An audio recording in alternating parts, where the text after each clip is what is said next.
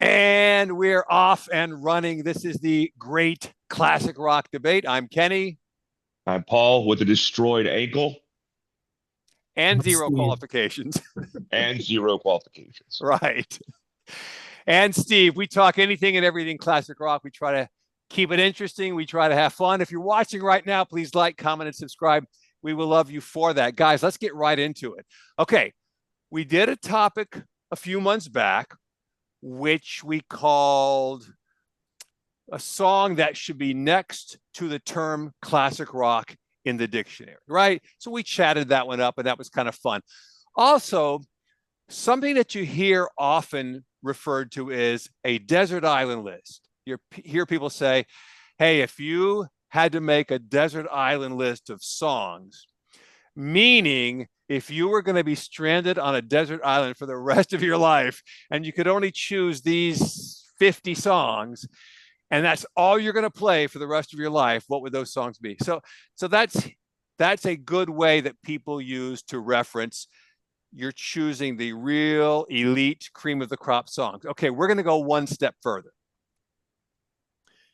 If you're on that desert island and you're listening to your desert island playlist of 50 songs, and then a space alien lands. Now we're trying to keep this realistic, okay? So the space alien lands and he says to you, what are you listening to? And you say classic rock. And he says, oh, that's interesting. He looks at his watch. Look, I've only got about 5 minutes. Play one song for me. Play one song that I can then go back to Mars and tell everybody about classic rock based upon that one song that you played.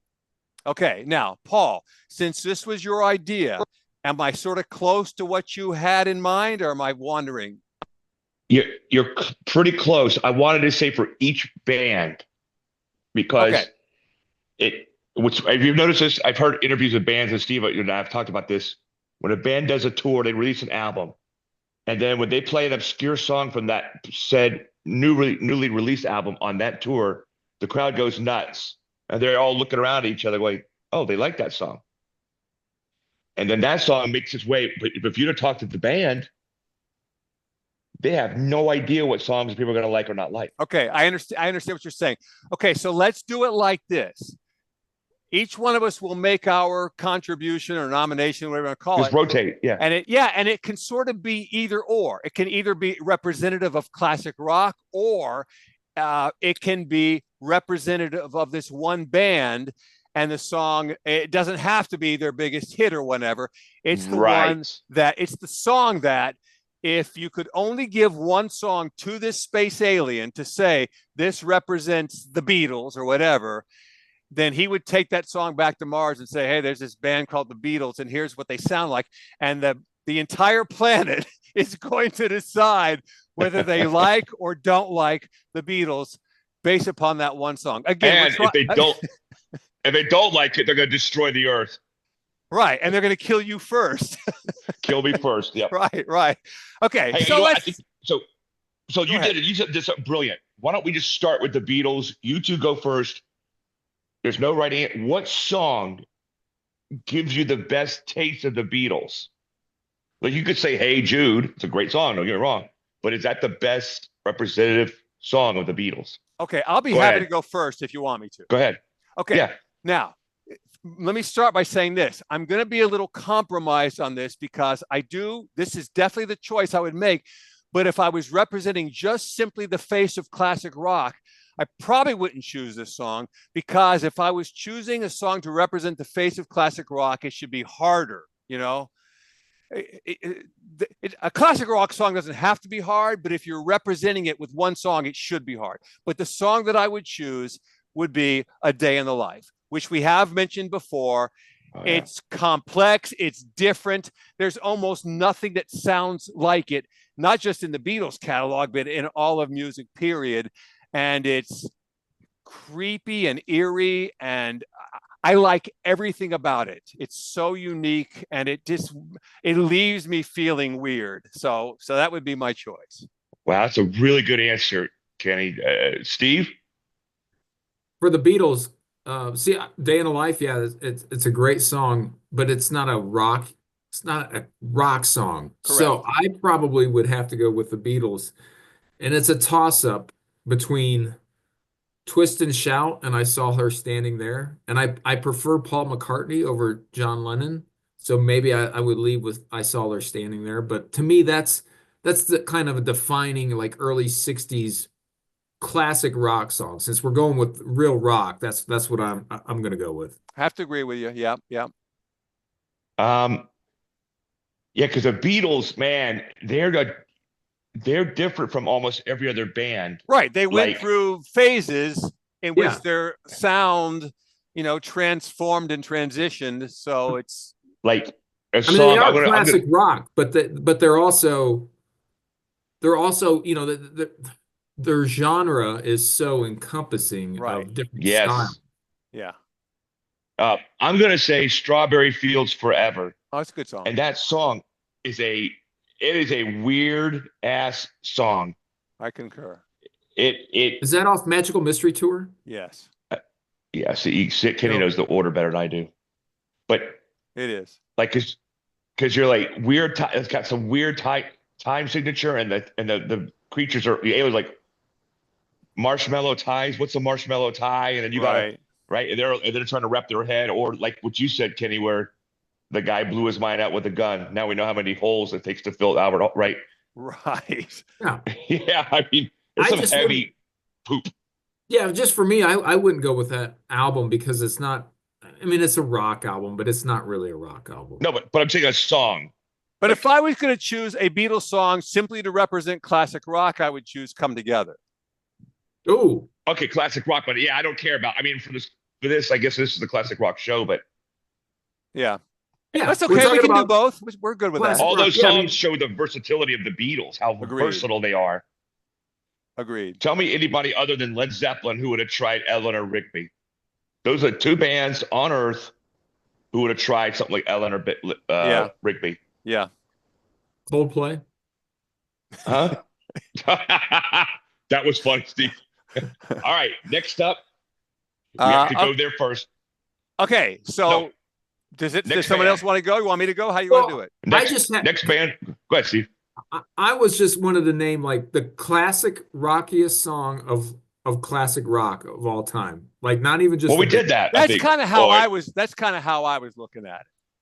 Because So, if but- I'm going to give a song to a space alien to take back to Mars, it has to be a rocker. It has to be mind-boggling that he's going to play it for them, and the whole planet is going to go, "Holy crap! What was that?" Yeah. You was if You know what's I'm really making funny? a beer commercial, 15 years ago, not today because they have other Dylan alternatives. McVeigh. Yeah. Right.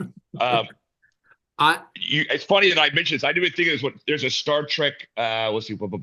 First Contact, where the Star Trek, where the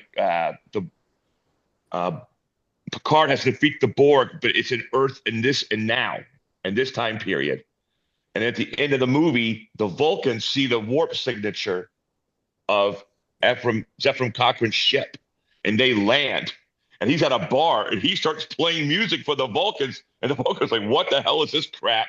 Like, it's funny because this, like, wow, like if this could happen, Yeah, we're never coming back here. They played this Little Rich. I think it was like a Little Richard song they played. That's I love Little exactly Richard. what I said when I watched Star Trek: The Next Generation.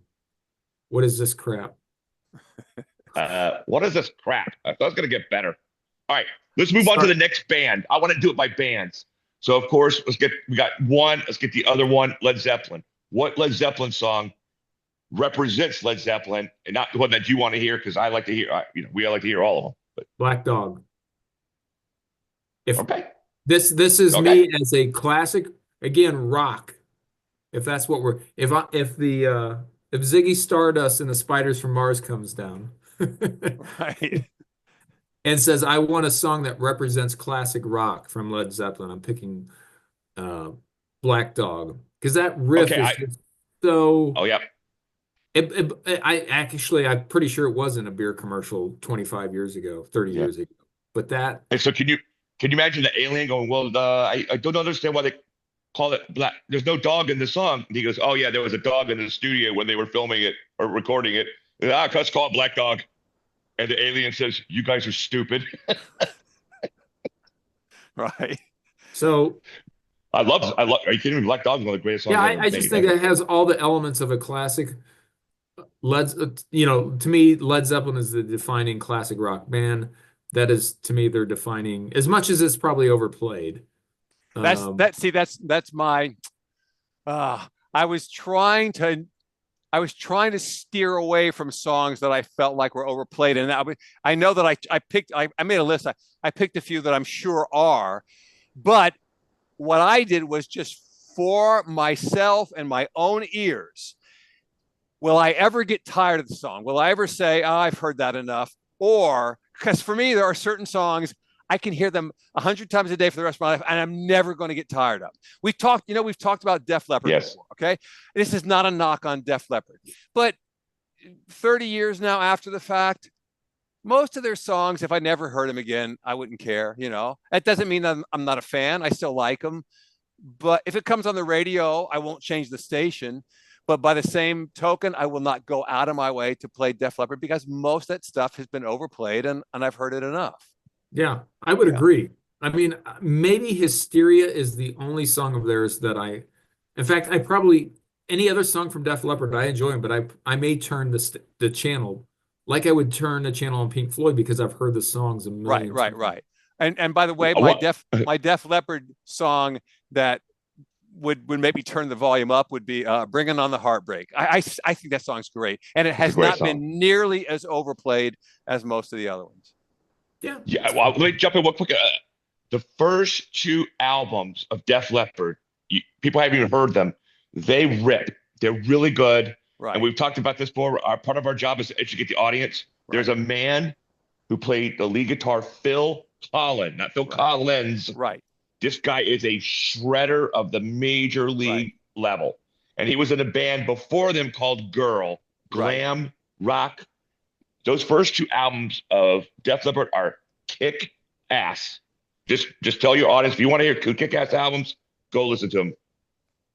All right. Okay.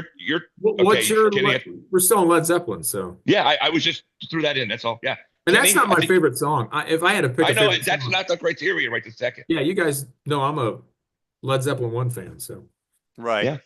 Go ahead, Kenny. Okay, so you know what? So I'm going to pass on this one. And the reason why is because most of the Led Zeppelin songs that I would choose, and Black Dog is a great choice, by the way. I put them into the overplayed. Like, I don't care if I never hear "Stairway to Heaven" again. Honestly, I know it's considered the greatest rock song of all time, but it's been played to death. And Led Zeppelin is the one band that classic rock radio still to this day feels a loyalty and a commitment. They still do this unleaded, and they get the lead out. Get the lead out. They still, to this day, I'm not knocking them for doing it, but I'm just saying, man, they don't treat other bands that way, but they still. So it's almost unavoidable that you're still going to hear plenty of Led Zeppelin. Well, it's blasphemy to handle them any other way. Fair enough. Yes, Steve is right. All right, my pick for Zeppelin, and it's a unique song. If you start categorizing it, I might do this, Steve. You and I could do this, and Kenny. Misty Mountain Hop. Right. That's a song I would hand to somebody and say, so set the music aside, which is awesome. It's the story of them I guess they're in San Francisco, and these police come up and they're all doing drugs, and the police come up, and then the police say they want to help do drugs with them, but then this is the period. There's a weird thing about that song. So Robert Plant, the night he was writing the song, the police, that gets to that story. Okay, yeah. Why don't you take a good look in the mirror and describe what you see? And baby, do you like it? And hold it. Where did that come from? Maybe he was doing a little toot. And then he goes on, he goes like, I'll tell you what I'm going to do. I'm going to pack my bag for the Misty Mountain. Right. You're like, hold on. First you tell a story about meeting some cops and doing partying. Then you're going to talk about this internal reference to yourself. And then, all right, screw all that crap. I got to finish the song up. Now we're going to get an airline. We're going to go to Galadriel Express. and fly over to Misty Mountain. Right. Can I? That's what that was. Hold go on. Let me add this thought real quick, because as you were talking, it occurred to me, if I was going to choose a Led Zeppelin song that I probably will never ever get tired of, it would be Over the Hills and Far Away. So let me just go ahead and put that out there now. And if an alien came to me, I would definitely give him that song. So let's go with Over the Hills and Far I would Away. like to give us. I love that's a great choice because it's my favorite band. I want to give a second, and it's Go because ahead. the mood Go I'm ahead, in. buddy. Trampled Underfoot. It's a little funky, okay. Yeah. and I don't think I would ever get tired of that song. Yeah. The rhythm section in that is just so phenomenal. Yeah, Agreed. the drumming. Again, this is why Bonham is who he is. That song, Yeah, the way that he syncs up with John Paul Jones. John Paul Jones, and Oh, then the keyboards. yeah, the keys. It's awesome. It's badass. Yeah, I mean, yeah. Okay. All right. What's our next Okay. band that we all? Can we go to Van Halen next? Yeah, I mentioned that one today. You guys go Right. first. Which is why. Okay. So let me tell you, huge fan, but there's a number of their songs that to me are overplayed, and Jump is the best example. I think it's been played so much. Yeah. But the song by them that I think I never get tired of is Why Can't This Be Love? Every time that comes on, I crank it and I sing it. Hopefully nobody hears me singing it, but I just think it's a phenomenal rock song with that great intro lead in. It amps up, and then Sammy Hagar just the vocals are great, and the guitar, everything about that song is a great rock song. I would be honored to give that to an alien. Yeah. Yeah. That was going to be my cool. choice. Was it? Well, let me talk to Steve. Steve, you go, then I'll go after you. No, go ahead, because I got to come up with a second one. Talk about lyrics and changing direction and a whole. I mean, with David Lee Roth, it was okay. This girl's naked doing porno. Okay, I'm gonna get this girl score. All these things, right? And Sammy Hagar comes along, a completely different vibe in the lyrical world, and people are like, "This is gonna suck." No David Lee Roth, no Van Halen, and I bought that album, and I'm like, "My God!" And Kenny and Steve, we've all had through bad breakups. And the second to last song on that album is called 5150. Right. And it's all about, we're not going to name names, about this girl. He goes, I want to meet you halfway, but you don't know what that means. Like, you can't even meet me halfway. And you're like, oh my God, this guy must have went through some major league crap to write that. Like, this, you could tell he's in pain. Now, I've never met Sammy Hagar, and if I did. Right. All right, Steve, your turn. I just wanted to say what a great choice that was, Kenny. Okay, thanks. All right. So this is kind of cheating. Because it's Don't not cheat, buddy. It's not a Van Halen song. But you really got me. I think if I had to pick a classic rock song from Van Halen, that would be it. That represents the band. And again, it's a little unfair because it's not their song. Right. But it has got all the rock motifs. And by the way, I hate Jump, and I want to jump off a bridge every time I hear that song. I liked it for years and years. At this point in time, it holds no interest, none whatsoever for me. Well, it's funny is that when we had Manuel Noriega of Panama surrounded, the Marines played Panama like on loop for days. Yeah, I heard that. And maybe they should have played Jump instead. It would have come out faster. I'm just kidding. I heard they played Barry Manilow too. I really heard that. Oh yeah, Copa, Cabana. All right. So well. Also, let me just say, just for honorable mention, that if I was going to throw in one more for Van Halen, I would throw in "When It's Love." I think that's a great song. Yeah, and now I'm kicking myself because I just realized that probably my favorite Van Halen song, or second favorite, like real rock song though, is "Ice Cream Man." Oh yeah, so, because of the guitar solo in that. Yeah. Oh my God. So Kenny, it's really interesting because when people see Kenny's big guy bodybuilder, he trained me in bodybuilding, and he's actually very sensitive. And the songs he picked from Van Halen are the Hagar stuff, which is more sensitive and intellectual. I'm big David Lee Roth fan. I'm I'm like this, like I'm with Ozzy and Dio. If you had made me pick one, I would die. I just Right. couldn't do it. Well, when the rumor first started spreading that, oh, Van Halen, they're breaking up, and David Lee Roth, and they're going to bring in Sammy Hagar, they're going to call it Van Hagar, and all this stuff. We're hearing all this stuff, and I didn't even know if I really believed it, but I kept asking myself, is this going to work? Because nothing against Sammy Hagar, but I didn't have any reason to believe that that's going to be a good fit. And wow, did they hit it out of the park? They didn't Yeah. lose. They didn't lose anything. Well, it's interesting for me because that's the version I was introduced to first, Right. really. Yes. I mean, Right. I was a kid, in 1984. That's probably the first album I heard, but really it was Sammy Hagar, Van Halen Right. that I really Right. grew up to.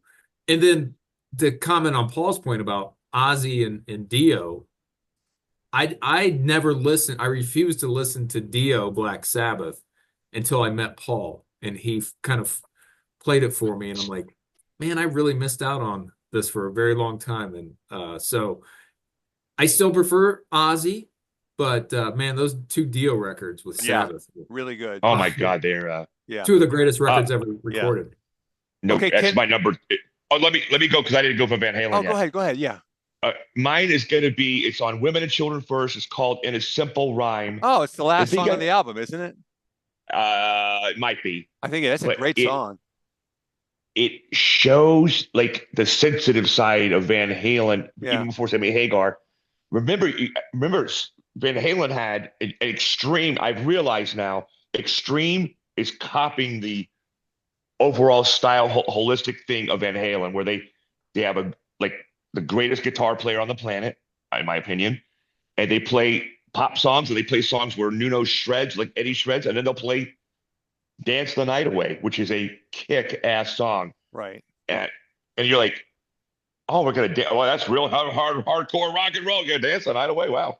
But In a Simple Rhyme is like it's got this pause in the middle, Right. and they start coming to a crescendo, and then you just hear this blistering riff. I'm like, Yeah. every time I hear it, it just wakes me up out of a stupor. That's just Yeah. my. Yeah. Okay. If it's okay with you guys, can we do Soundgarden next? Sure. Yeah. Okay. Because I have a little story. I love telling these little stories because it reminds me so much of why I chose this or that or whatever. Okay. Paul was talking about Soundgarden 3 or 4 years before Black Hole Sun made them really popular. Okay. I had no idea who they were. In fact, all I know is they're out of Seattle, like about 1,000 other bands. Right? So I don't know any of their stuff. And he had played a couple of different songs for me, and it was shrug material. I didn't, it didn't resonate, whatever. So I go, it's probably another one of those fag bands that Paul likes. So anyway, 1994. Black Hole Sun becomes this big hit. And again, if I'm being honest, it didn't do that much for me. It was an okay song, but I still didn't get the hype. I go, okay, it's a decent song. People talk about them like they're the next greatest thing, and I wasn't getting it, right? So somebody who I worked with at the time loaned me the CD, which is called Super Unknown. Super Unknown. Yes. So I bring it home. I put it on, turn the volume up, and the first song starts playing. And here's the expression on my face. Rusty Cage. I go. No, that's on Bad Motorfinger. Bad Motorfinger. Whatever. Yeah. No, I think it's on Super Unknown. No. Whichever No, one it's on. bad. Whichever one it's on, I'm playing it going, holy crap, are you kidding me? How is this not all over the radio? I think that is one of the greatest rock songs, kick-ass rock songs from the 90s, in which classic rock was turning strange. And to this day, I still go, how did that song not get played? And even now, why would classic rock loves Soundgarden. Why would they not play that song even to this day? So if a space alien said, who's this Soundgarden? I would say, take this back to your planet and just prepare yourselves. It's funny a great that song. Do you know who covered that song? Don't you? Johnny Cash. Johnny Cash. You're like, Yeah. that's all you would need to know. Yeah. If Johnny Cash hears Soundgarden, which I would thought aliens would have taken over to Earth before that would have ever happened.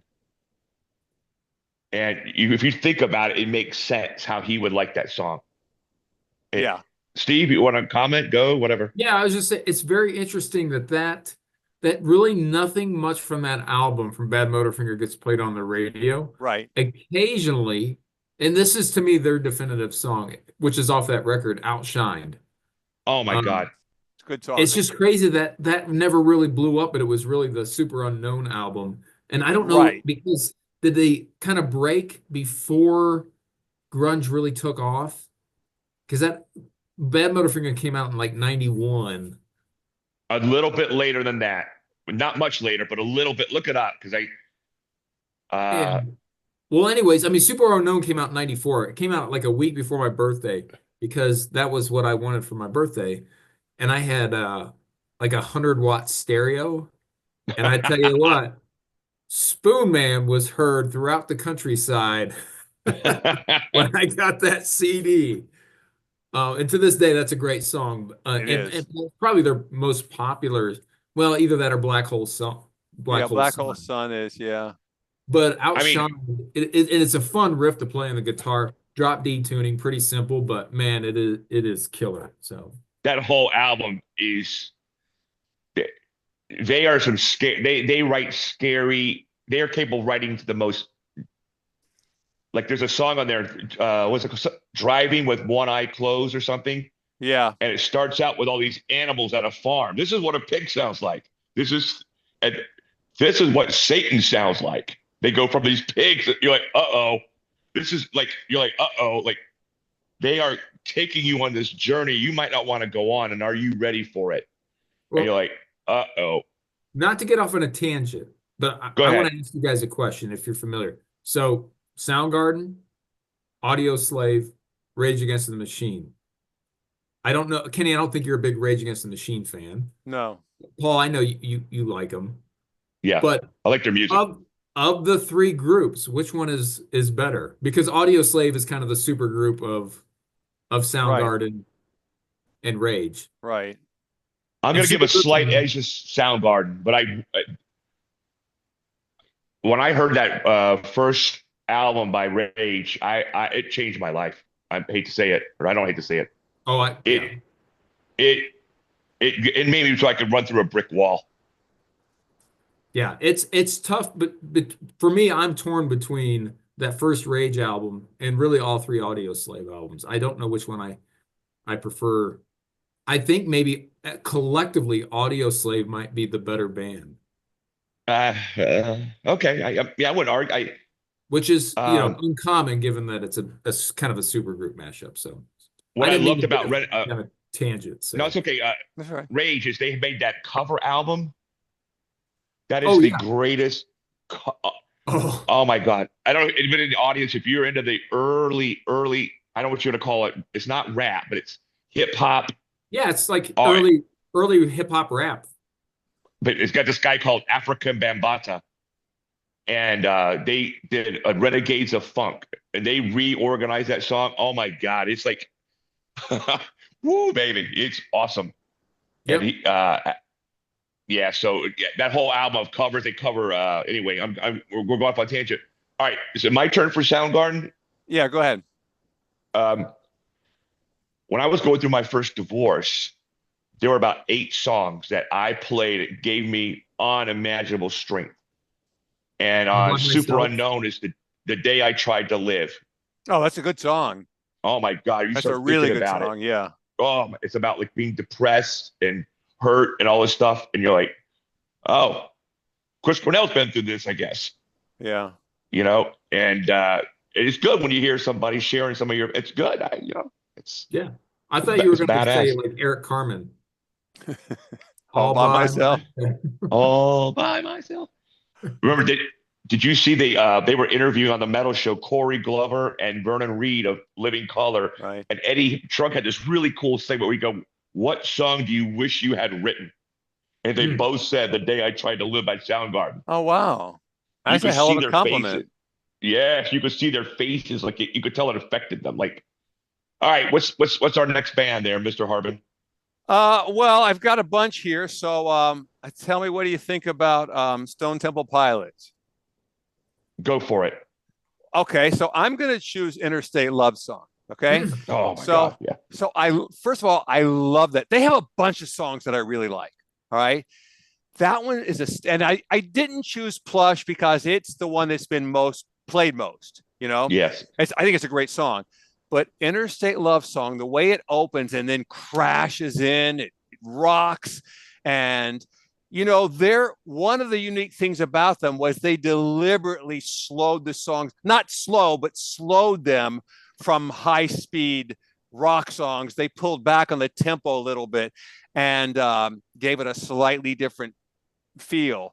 And so I just thought that was a great example of not just their work, but it really delivers a punch for me. So I thought that's the one I would choose by Stone Temple Pilots. But again, That is lots of good songs. one of the greatest songs, not just ever written, ever. I think I told y'all before, I saw Velvet Revolver and I saw Slash doing that song with Scott Weiland. And I didn't know if I wanted to cry or not, but I felt like I could. I was like, oh my Right. God, thank God and Jesus Christ that I'm here to see this. 'Cause I'm never going to see this shit again. And, Right. Weiland's Right. dead. And Steve, did you ever see him do that? You ever see Velvet Revolver play No, I didn't. I saw them like 3 times. And my wife got me to meet the band backstage. It was cool. Steve, who's your favorite STP song? Well, Kenny's actually took Stole it mine. again. Yeah, so after that, it's man, you guys maybe give me crap about this, but Lady Picture Show, I love that song. Yeah, that's actually a decent song. There was a period when their first 2 albums came out, and Paul and I had this discussion. Like, I really felt that STP was like on the verge of becoming the next Led Zeppelin. But it's funny because Paul used to say that way back when. And originally I didn't see it. Now over time I said, okay, I get it now. But originally I didn't see it because I was only hearing Plush and I was going, I think he's being hyperbolic here. But no, he even said number of times they could easily be like the greatest rock band who's ever existed. Yeah, and unfortunately, they hit that kind of imploded. Yeah. fourth album wall. Like I thought, because I kept saying, okay, you know what happened with Led Zeppelin 4? And I was just praying to God, praying, Jesus, God, let this album be good. And I play, I'm like, Well, that album, so Lady Picture Show, I think it's tiny music from the Vatican. I think it is. Yeah. Like that. Yeah. So That's I a think great that song, was the Steve. album that really ruined them, because I think that's the only good song on that. I bought it and I'm like, okay, I really like this song. But Oh no, everything that album is a masterpiece, dude. You got to go back. Really? Like they do a song at the end, Kenny, where they start singing a while. He goes, "This song reminds me of Johnny Mathis. He sings in this style." And that is why you guys I don't was know like, this. I'm gonna make a coaster out of this CD. I worship Johnny Mathis. Kenny, I don't know if No. you do. Oh, I I like do. No, John- I do. I I was like- absolutely do. Yeah.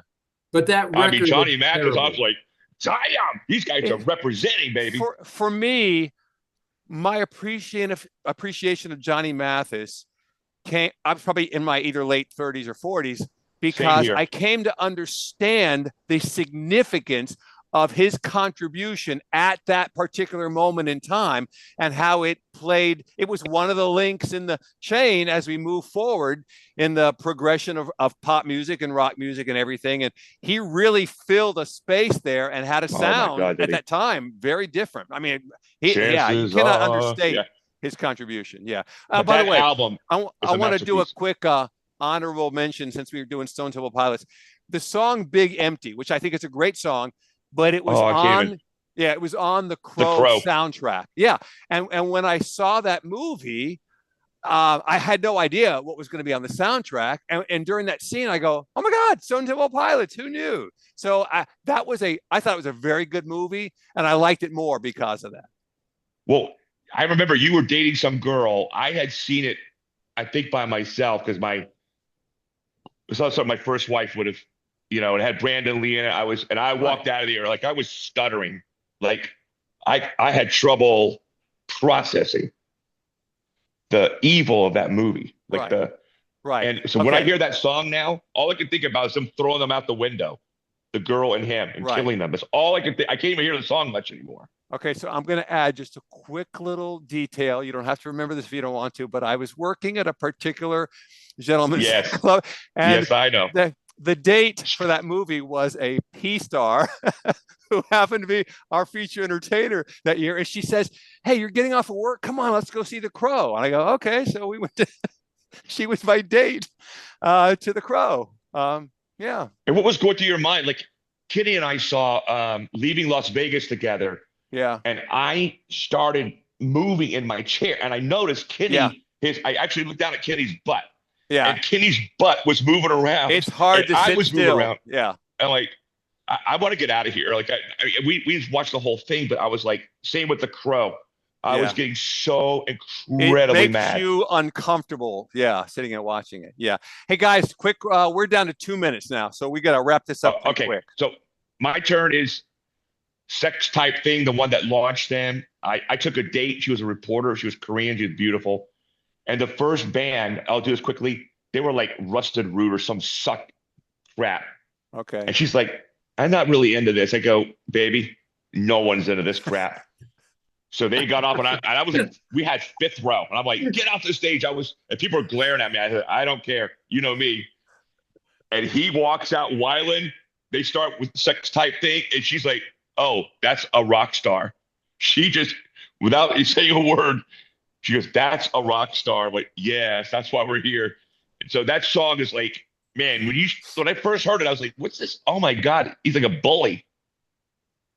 He's a really mean, sadistic bastard. And anyway, so that song always, Okay. Yeah, it's a good song. Really good song. I happen to Okay. like Rusted Root. They opened for the Allman Brothers once when I saw them. you would Really? like them. Yeah, they did. I could not tell you Oh. one song they sing, even though I've heard their name. I don't know anything It's about it. called We Really Suck. They're like, You've are heard they what their are songs they in Canadian or commercials. something? I don't know, but they're like a you've And they don't heard believe that in song showers. Send Me on My Way. It's been in a lot of commercials on Okay. TV. Okay. They don't believe in showers, Kenny. That's all you need. Yeah, Okay, that's true. great. You don't want to sit next to any of their fans. Okay. Their Okay, fans guys, are we're down to annoying. 30 seconds. We have to wrap it up. Okay. This is the great classic rock debate. I'm Kenny. I'm Paul. I'm Steve. If you're watching right now, please like, comment, and subscribe. We will love you for that. Thanks for joining us. Until we see you again, we will see you next time.